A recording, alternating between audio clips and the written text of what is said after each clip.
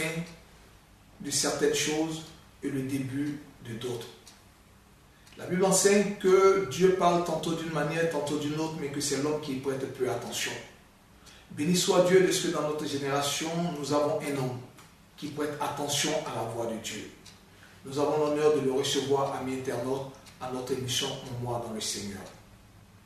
Bonjour, Bishop. Bonjour, frère Daniel. Bonjour également à tous nos amis internautes. Nous sommes très heureux de vous retrouver ici en ce début de mars. Mars, la 3e saison de l'année 2015. Vous savez, Dieu place toujours devant l'homme plusieurs possibilités. En l'occurrence, 2 chemins. Un chemin étroit qui mène aux choses de Dieu, au plan de Dieu, à la volonté de Dieu, et un chemin large qui mène à la perdition. Nous avons choisi de marcher dans le plan et la pensée de Dieu. Pour moi, je suis très heureux de vous retrouver et de vous souhaiter un très bon mois de mars au nom de Jésus-Christ. Voilà, chers amis, vous venez d'entendre l'homme de Dieu, le bishop Jean-François Komoï, et nous allons lui demander pour ce mois de mars, qu'est-ce qu'il a entendu pour nous de la part de Dieu. Pour le mois de mars, tous ceux qui veulent marcher selon une pensée de Dieu doivent savoir que cette 3e saison est une saison de faveur et de victoire inespérée.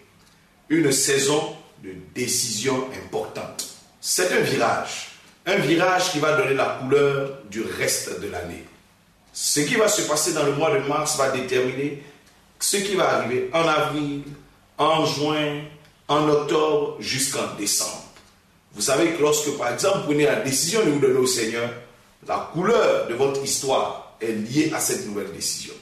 Le mois de mars est un mois un peu comme ça, est un virage que Dieu est en train de nous donner de prendre. C'est le 3e mois. D'ailleurs, nous bénissons Dieu parce que c'est un mois qui va nous permettre d'aboutir à la fête de Pâques dès le 5. Et Pâques, vous savez, c'est la fête des chrétiens. Pâques, c'est la fête de la victoire de la vie sur la mort, la fête de la victoire de la lumière sur les ténèbres, la fin de la victoire de Jésus-Christ sur tout ce qui est péché et sur tout ce qui est malédiction. Donc nous allons entrer dans ce mois de mars avec cette mentalité de faveur et cette mentalité de victoire. Vous lirez avec moi dans le livre de Exode, le chapitre 14. Dieu parle, dès le verset 13, Dieu s'adresse à son peuple au travers de Moïse. Le peuple paniquait, le peuple était pris de peur parce que justement, ils étaient à la sortie de l'Égypte. Ils avaient entamé ce processus de sortie depuis les premiers chapitres du livre d'Exode. Ils étaient pratiquement à la fin. Mais les choses se compliquaient parce qu'ils avaient en face d'eux la mer Rouge, la grande mer Rouge, et ils avaient maintenant derrière eux les soldats de Pharaon qui venaient avec leurs chars, des soldats irrités, des soldats ayant reçu l'ordre de massacrer les enfants d'Israël ou de les ramener en esclavage. Vous imaginez ce que ça représentait comme frayeur. Ils étaient là et donc ils étaient en train de pousser des cris lorsque Moïse parle à son peuple et il leur dit: ne craignez rien du tout, ne paniquez pas, ne réagissez pas, ne prenez pas des décisions hâtives dans cette frayeur ou bien dans ce tableau que vous voyez. Au contraire, prenez le temps de regarder, de continuer de regarder et vous verrez la délivrance que l'Éternel va nous accorder. Voyez, Israël était dans une situation où il ne pouvait pas espérer de victoire. C'était un peuple esclave de la grande machine égyptienne. Comment espérer une victoire dans de telles situations? Comment espérer une sortie, une délivrance dans de telles conditions? L'Égypte n'était pas prête à relâcher ses esclaves.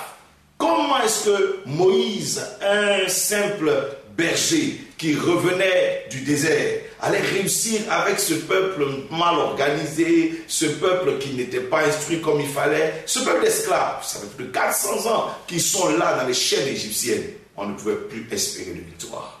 On ne pouvait plus espérer la délivrance. On ne pouvait plus rien penser. Mais Dieu, justement, à ce carrefour de désespoir, Dieu leur donne une grande victoire, une victoire de gloire. Et Dieu dit qu'il fait éclater sa gloire avec les chars et les cavaliers égyptiens. En cette saison de mars 2014, je prophétise une victoire qui n'était pas espérée du tout dans l'histoire de quelqu'un qui croit au Seigneur. Vous savez, lorsque nous sommes dans le Seigneur, aucune souffrance n'est censée finir par la honte. ni par le plan du diable. La Bible dit, le malheur atteint souvent le juste, mais Dieu l'en délivre toujours. En d'autres termes, les choses commencent par un malheur, mais la fin est une délivrance. Et Dieu seul sait, vous le savez, quand Dieu délivre, il vous fait oublier tous les malheurs qui sont arrivés dans votre histoire. Au contraire, ces malheurs deviennent un témoignage glorieux pour vous. Est-ce que vous ne vous souvenez pas de Lazare en Jean 11? Cette maladie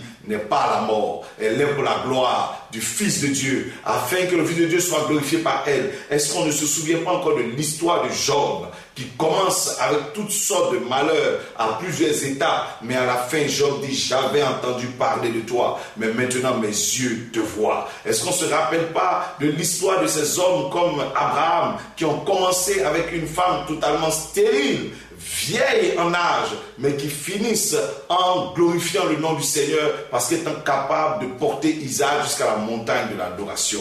Vous aussi, vous qui m'entendez, Dieu n'a pas changé.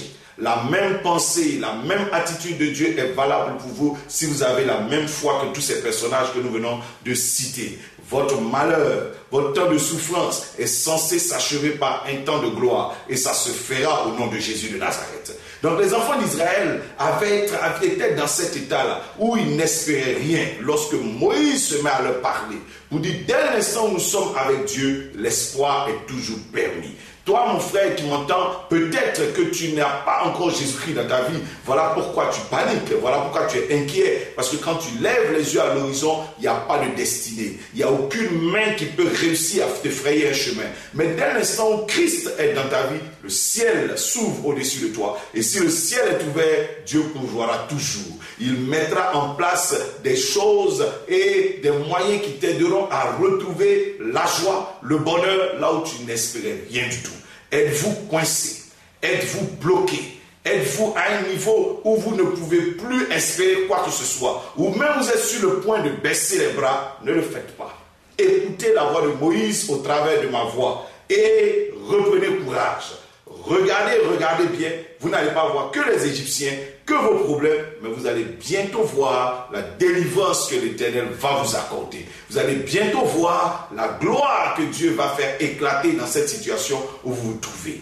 Les enfants d'Israël ont écouté leur Moïse et ils ont vu la gloire de Dieu. J'abrège par l'autorité du nom de Jésus-Christ dans ma vie ce temps de souffrance, ce temps de difficulté, ce temps de honte dans lequel tu as marché jusqu'à présent, et que cette saison soit changée en une saison de gloire. Les enfants d'Israël étaient au dernier stade où ils allaient pour la dernière fois crier de détresse, crier de frayeur, crier de douleur. Parce que tout de suite après, dans le chapitre 15, ils ont commencé à crier de louange, crier de joie, crier de bonheur. Dieu fera changer tes larmes en cris de joie en cette saison au nom de Jésus de Nazareth. Et ceux qui t'ont vu trembler te verront revenir affermis par la grâce et par la puissance du Saint-Esprit.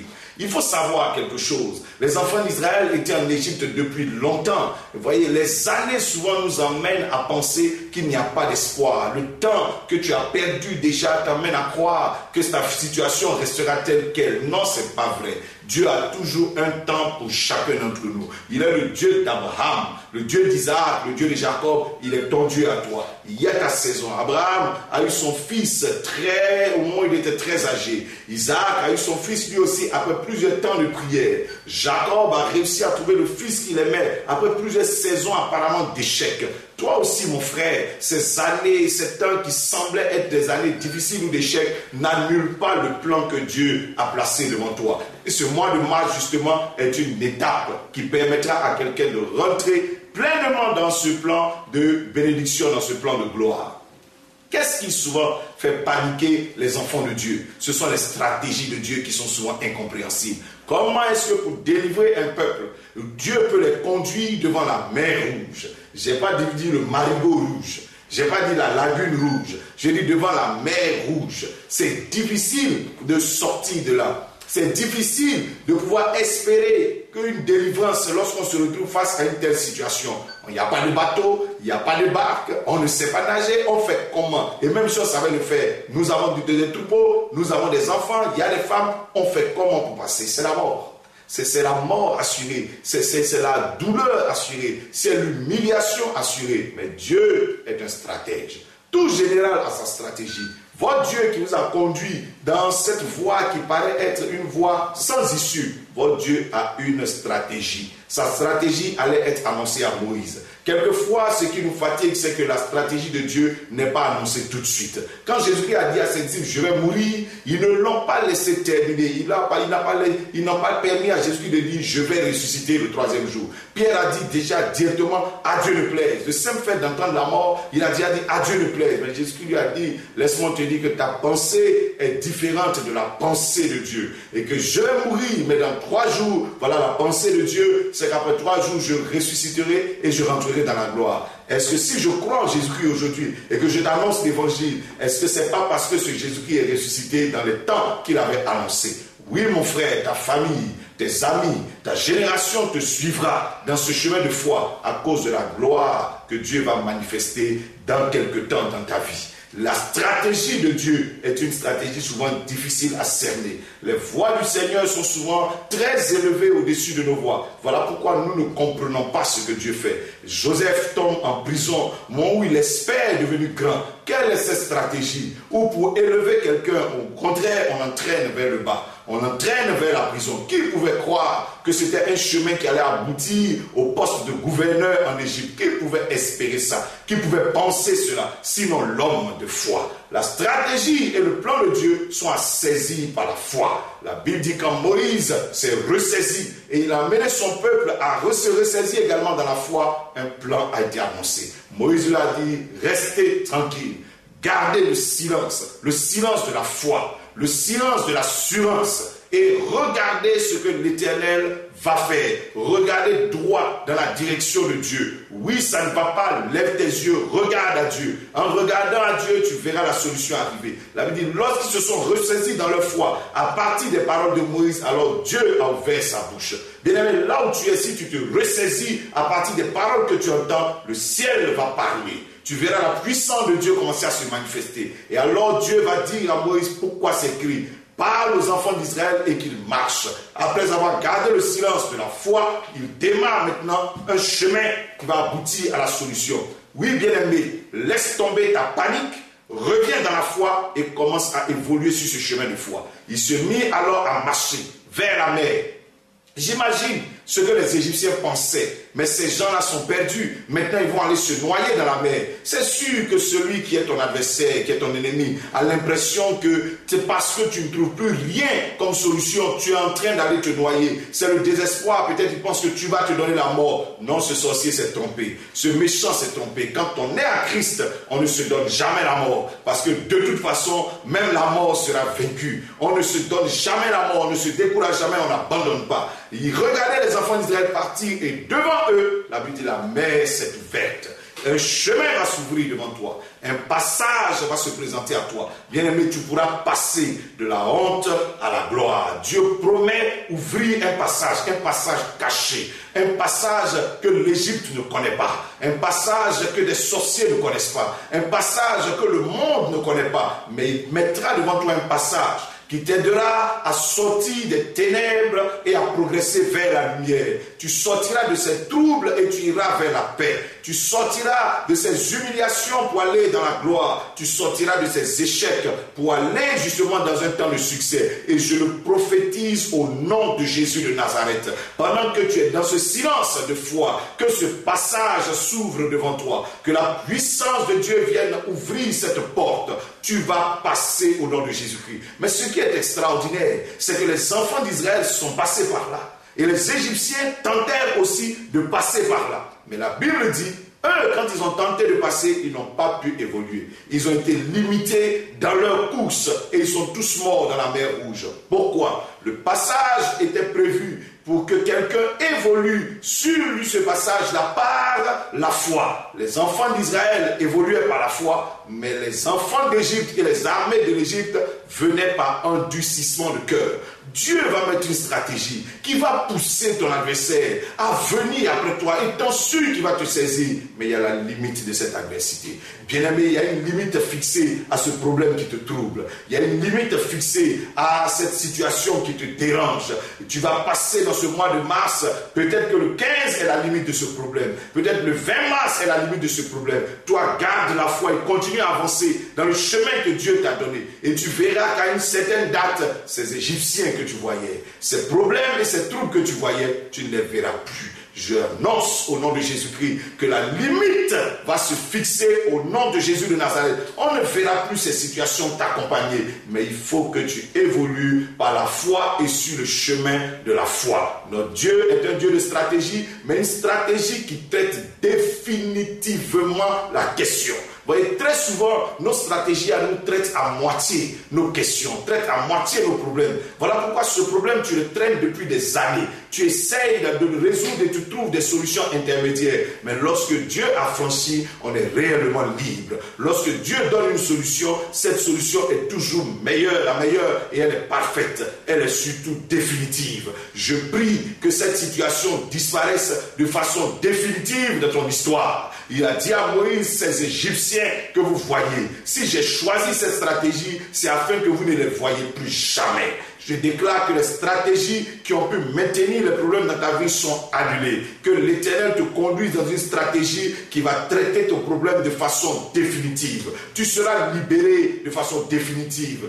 Guéri de façon définitive, restauré de façon définitive, élevé de façon définitive. Tu verras la grâce et la gloire de Dieu se manifester avec force dans ta vie. Et Dieu a frappé très fort. Je dis que l'Éternel frappe très fort dans le camp de tes adversaires en ce mois de mars au nom de Jésus de Nazareth. Et Dieu frappa très fort les sorciers, les pharaons, les ennemis, les démons, les blocages, les montagnes. Ceux qui marchaient à pied ont réussi à passer. Ceux qui viennent avec des chars n'arrivent pas à passer. Bien aimé, quand Dieu fait sa stratégie, il connaît tes capacités. Il sait tes capacités. Ne sois pas complexé parce que peut-être apparemment tu n'as pas de moyens, ou tu n'as pas ceci, ou tu n'as pas cela. Oui, ils n'avaient pas de chars, mais c'était suffisant. Dieu savait quel passage tracer pour eux. Le Dieu t'ouvrira un passage pour toi. Et à partir de là, tu verras la gloire de Dieu. Regardez l'histoire. Jésus-Christ et Judas sont morts dans la même période. Jésus-Christ, fils de Dieu, et Judas, fils du diable. La Bible dit qu'ils sont morts dans la même période. Jésus-Christ est mort et au bout de 3 jours, il a trouvé un passage pour quitter la tombe et se retrouver à la surface de la terre. Mais Judas n'a jamais trouvé de passage. Ton adversaire ne trouvera pas le passage. Tes concurrents ne trouveront pas le passage. Tes ennemis ne trouveront pas le passage. La maladie ne trouvera pas le passage. Elle va s'arrêter une bonne fois pour toutes et toi tu évolueras libre sans jamais revoir ces Égyptiens, leur torture, leur méchanceté, leur haine, leur jalousie, leur humiliation, leur ingratitude continuent de se manifester dans ta vie. Pour ma part, je déclare encore une fois que le mois de mars est un mois de victoire inespérée. L'Éternel te donnera une victoire qui va te surprendre toi-même et qui va surprendre tes adversaires. Que la grâce de Dieu te maintienne dans la foi. N'abandonne pas, persévère et tu verras le passage de Dieu se créer devant toi au nom de Jésus de Nazareth. Amen, amen, amen, amen et amen. Nous venons d'être bénis par le thème de ce mois, un mois de victoire inespérée. Et nous croyons que dans la vie de chacun, de tous ceux qui nous écoutent, de tous nos amis internautes, qu'il y aura des miracles inespérés, qu'il y aura des victoires inespérées dont nous aurons les témoignages. Après avoir entendu de telles paroles, nous allons demander à l'homme de Dieu quelle est l'attitude, quelles sont les recommandations à avoir afin que ces victoires et tout ce qu'il a annoncé puissent arriver dans nos vies.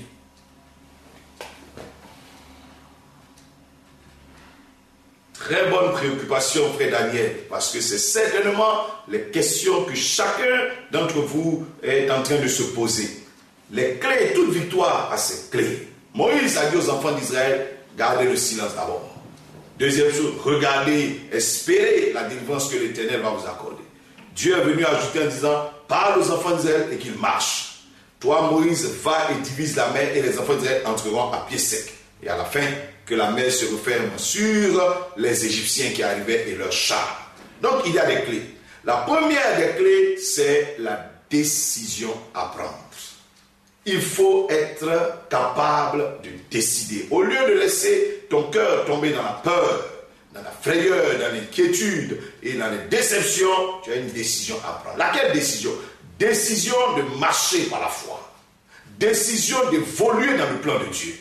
Décision d'aller au bout de ce que Dieu a commencé dans ta vie.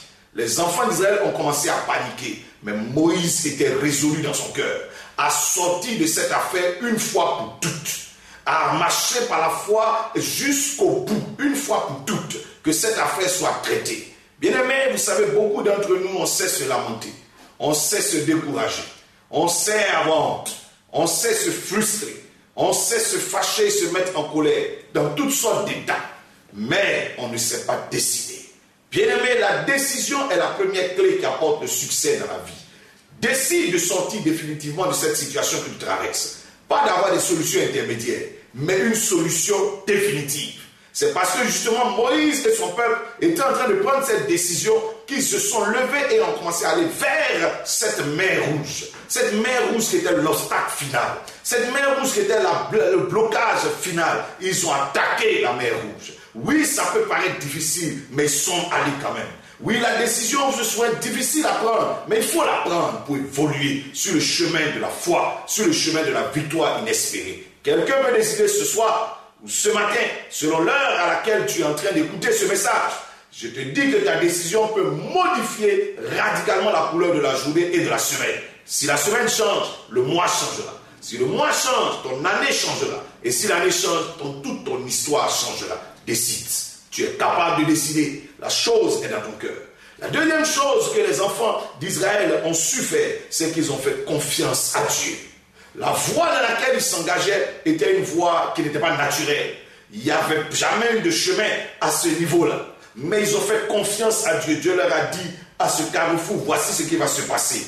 Moïs étend avec un bâton sur une mer. Oh, un bâton, c'est bon pour diriger les animaux. C'est bon pour diriger les brebis. Mais diviser la mer, ça devient étrange. Mais Dieu lui a dit, fais-moi confiance. Étends ta main sur l'eau. Voici ce qui va arriver. Mais si nous, on arrive à passer, est-ce que les Égyptiens ne passeront pas? Eux qui sont rapides, eux qui ont des chars, eux qui sont à la limite cultivés, est-ce qu'ils n'arriveront pas à traverser? Ils ont fait confiance à Dieu qui a dit, vous allez refermer cette mer sur les Égyptiens. Ah, est-ce que tendre un bâton sur l'eau, sur la mer, va permettre aux vagues de revenir? Ils ont fait confiance à Dieu. Bien-aimé, ta deuxième clé, c'est ta foi indéfectible dans le Seigneur. Il faut que tu as commencé par la foi en acceptant Jésus-Christ que tu n'as jamais vu. En acceptant Jésus-Christ que tu ne connais pas, en acceptant Jésus-Christ, tu ne sais pas même exactement où il est mort. On t'a juste parlé et tu as cru à la parole de Dieu. Tu as commencé à voir des miracles dans ta vie, des délivrances, des signes de l'Esprit se manifester. Continue par la foi et tu vivras cette victoire inespérée. Ne sois pas comme ces chrétiens qui n'ont pas de racines et qui tantôt balancent dans des cris de détresse, tantôt reviennent dans la foi, tantôt dans des cris de perturbation. Lorsque ça ne va pas, c'est mieux de garder le silence. C'est ce que Moïse a dit. Garde le silence et ne commence pas à sortir des paroles qui ne sont pas bonnes. Deuxième chose, évolue dans ta foi et marche et tu verras la gloire de Dieu. La troisième et la dernière chose que les enfants d'Israël ont su faire, c'est de maintenir leur alliance dans le Seigneur. La Bible dit, Dieu était leur allié. Quand Dieu est ton allié, il faut demeurer aussi son allié. C'est vrai, ça a engagé beaucoup de choses. La Pâque venait de se faire. Vous voyez, ils avaient émis ce sang sur les linteaux des portes, comme indiqué, afin de renouveler et d'établir une alliance solide. Une alliance qui allait les aider à sortir. Parler au Seigneur, d'étendre sa main puissante dans ta vie, en étant son allié. Qu'est-ce que ça veut dire réellement? Être l'allié du Seigneur, c'est de faire quoi? C'est de permettre à cette délivrance que tu es en train de vivre, cette vertu que tu vas vivre, de donner la gloire à Dieu. Dieu a dit, cette délivrance fera éclater ma gloire. Si tu refuses de donner la gloire à Dieu, tu refuses de marcher dans les choses qui donnent honneur à Dieu, tu perdras ta délivrance. Rappelez-vous que les enfants d'Israël, ils n'ont plus jamais revu l'Égypte, mais ils ont beaucoup parlé de l'Égypte. Ils se sont beaucoup souvenus de l'Égypte, parce qu'à un moment donné, ils se sont écartés justement de la gloire de Dieu, et ils sont restés errants au désert. C'était pas mieux de rester en Égypte que de errer finalement au désert, parce qu'ils ont brisé leur alliance. revient dans les voies de l'alliance, dans les principes de l'alliance. Celui qui sait marcher dans l'alliance de Dieu verra la gloire de Dieu. Ces 3 clés ont aidé les enfants d'Israël à avancer. Je crois que toi aussi, avec ces 3 clés, tes affaires marcheront. Moïse a parlé aux enfants d'Israël, ils ont marché. Je parle à tes affaires, je parle à tes relations, je parle à tes connexions, je parle à tes ouvertures, que tout ce qui était bloqué et qui devait être pour ton bien se remette à marcher au nom de Jésus. Mais je parle également aux Égyptiens de ta vie, à tout ce qui fonctionnait, mais qui fonctionnait pour ton malheur, que ces choses soient bloquées dans le nom de Jésus de Nazareth et que tu arrives à évoluer sans plus jamais les revoir dans le nom de Jésus-Christ. Voilà, frère Daniel, comment est-ce que Moïse et son peuple ont réussi à entrer dans cette victoire inespérée? Naturellement, il va falloir dans ce mois avoir une attitude spirituelle correcte. Au lieu d'avoir une attitude spirituelle de panique, de découragement, de murmure, ayez une attitude spirituelle correcte, une attitude spirituelle de foi, qui commence par quoi? Par des temps de prière. Ce pharaon qui arrive en face de toi, il faut le combattre. Il ne faut pas dormir. Il faut le combattre. Et nous n'avons pas lutté contre la chair et le sang, mais contre les dominations. Et justement, en cette saison, dans tes nuits, tu te lèveras pour prier. Ça peut être de 23h à minuit, de minuit à 1h du matin, ou de 4h du matin à 5h, selon ta disponibilité, ta capacité. Mais il faut te lever prier au moins 1 heure contre les dominations et les principautés qui paralysent ta progression vers la gloire. Les enfants d'Israël allaient tout de suite rentrer dans la gloire, mais il y avait des obstacles. Pharaon et la mer Rouge, ils ont brisé ces choses-là. Ils ont combattu ces principautés et ces forces et ils sont rentrés dans leur gloire. Toi aussi, tu rentreras dans ta gloire à toi. La deuxième dimension spirituelle qu'il faudra combattre, toutes ces pratiques, toutes ces malédictions qui ont eu des tendances à empêcher tes processus de bénédiction d'aboutir. Tu commences et à la fin, il y a comme une mer rouge, il y a comme une limite qui te bloque et tu retournes à zéro. Imaginez-vous si les enfants d'Israël avaient été repris par les Égyptiens, ils seraient retournés dans l'esclavage. Il ne faut pas que ça t'arrive. Tu ne peux pas arriver jusqu'au sommet, jusqu'au bout et retourner totalement à zéro. Ce n'est pas normal. Il faut que tu te relèves. Rappelez-vous que Naomi a dit, appelez-moi Mara. J'étais dans l'abondance, mais là maintenant me revoilà à zéro. Ça ne t'arrivera pas. Mais pour ça, il faut combattre cette malédiction, cette main noire, cette puissance des ténèbres qui empêche que tu franchisses la dernière limite. Il faudra détruire par la force de la prière ces manifestations-là au nom de Jésus-Christ. Ensuite, maintenant, il faudra prier pour que les portes s'ouvrent. Quand la mer Rouge s'est ouverte, c'était une porte pour entrer dans la gloire. Que les portes les plus bloquées, mais qui sont déterminantes pour ta vie, s'ouvrent et Dieu promet les ouvrir en cette saison. Il a dit à Moïse, lorsque tu tendras ton bâton, la mer Rouge s'ouvrira. Lorsque tu vas commencer à prier avec foi, autorité, tu verras une ouverture se faire et un passage vers la gloire arrive dans ta vie. Ceux qui veulent méditer pourront lire le livre d'Esther. C'est à peu près la même chose. Dieu ouvre une porte au peuple d'Israël au travers du mariage d'Esther. Vous voyez comment Dieu est fort. Par un simple mariage, il a changé l'histoire de toute une nation, l'histoire de tout un peuple. Il est capable de le faire pour vous, au nom de Jésus-Christ. Amis internautes, nous sommes bénis. Nous sommes bénis en ce mois d'avoir ces paroles fortes, en ce premier jour du mois de mars. Nous avons eu les clés, nous avons eu le livre à méditer. Nous avons maintenant le passeport pour affronter le mois de mars. Avant de nous séparer, nous allons demander à l'homme de Dieu de dire une prière à tous ceux qui, avant d'entendre ce message, avaient été découragés. C'est un message d'espoir. Nous sommes au 3e mois, c'est un mois de résurrection. Nous sommes au 3e mois, c'est un mois de grandes choses et de gloire. Et nous allons demander à l'homme de Dieu de prier pour tous nos frères qui nous suivent, afin que le courage leur revienne. C'est avec joie et avec plaisir que je veux prier ce jour pour tous ceux qui nous écoutent. Mets simplement ta main sur ton ordinateur, sur ton écran, ou même peut-être ton téléphone, le canal par lequel tu me reçois. Je prie maintenant dans le nom de Jésus-Christ que la grâce de Dieu se manifeste dans ta vie. Dans ta vie à toi, dans la vie de ta maison et dans l'histoire de tes activités. Que le sang de Jésus-Christ qui a coulé à la croix et qui réclame notre bonheur, qui réclame notre délivrance, qui réclame notre bénédiction, qui réclame notre bonne santé, notre prospérité, que ce sang parle en ta faveur. Ce sang a parlé en faveur des enfants d'Israël et la mer rouge s'est divisée. Que ce sang parle en ta faveur, qu'un voile se déchire. Qu'un obstacle soit levé dans le nom de Jésus de Nazareth. Que tout autre autel qu'on a levé quelque part et qui travaillait contre toi soit renversé dans ses fondations au nom de Jésus.